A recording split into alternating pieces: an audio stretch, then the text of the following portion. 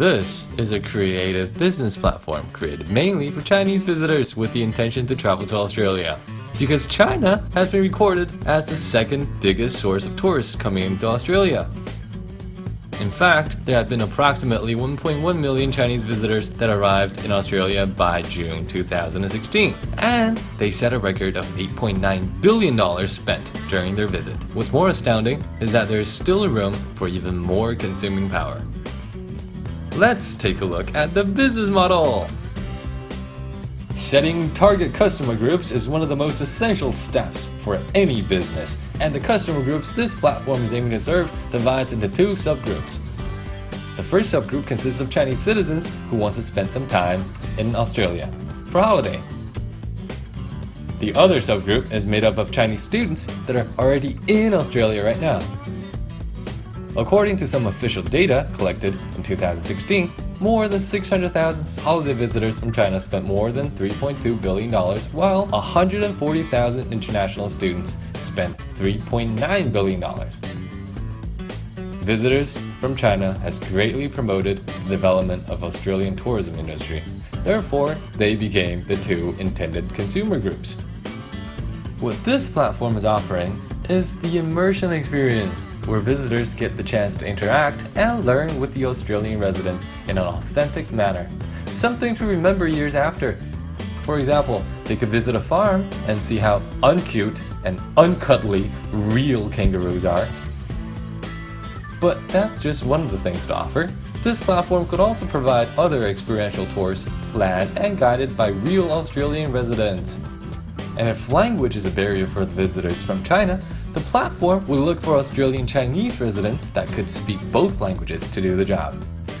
Customization is another awesome thing in this platform because there's an old Chinese saying, "You cannot meet the taste of everyone."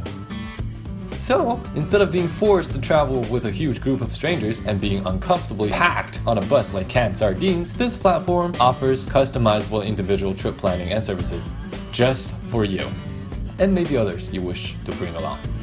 Another thing is that this platform also provides users with the power to manage their trips with ease, because all they have to do is get on the website and fill in a couple of blanks of where I want to go, when I want to go, things I like, things I do not like, and how much I am willing to spend. And the platform or the workers behind it would whip up just the right formula. Say, my family wants to travel with children for 5 days next month and would like to visit Sydney and Melbourne, and the kids love fish and animals. The platform would take a few minutes and plan a trip including days spent at the aquarium, a farm, and a children's amusement park, along with budget-friendly hotels and plane tickets. Channels such as sales, distribution, and communication are the most important interfaces of the company with the targeted customers. They help the business deliver value proposition to customer segments. An official website is a primary approach to connect the company and customers. It is the most direct advertising tool. It could clearly present and deliver the business value propositions to customers. For example, a website is a display platform of convenient management and operation, enabling customers to easily browse and compare products. It is the same with mobile apps, and they offer portability. However, both are heavily dependent on internet connections. Customers will have direct access to their trips information, along with the ability to communicate with sales representatives, customer service, and their tour guide in real time. Because these are the essentials to make customers happy, and a happy customer will likely become a walking advertisement. Oh, and don't forget, there will also be a forum where customers and potential customers can brag and read about other people's trips. This will promote sales in a way, either due to envy or curiosity.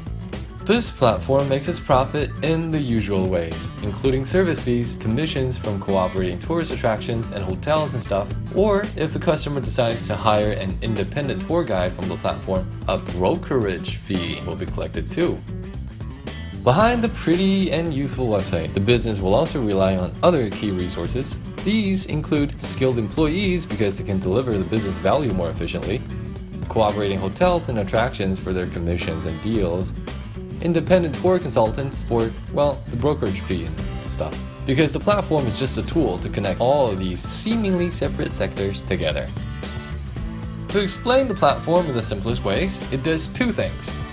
First, they offer immersion or experiential touring on its website, where customers could choose what's best for them.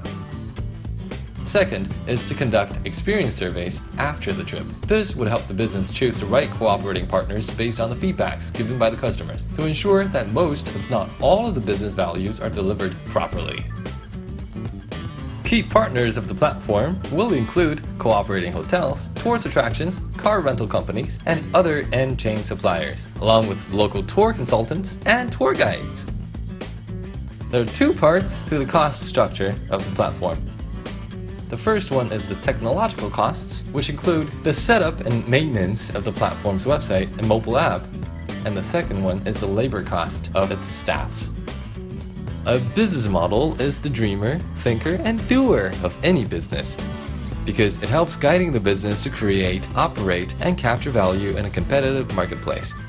Creating a business model is just the first step to establishing a business, but if used right, it may yield results far beyond expectations.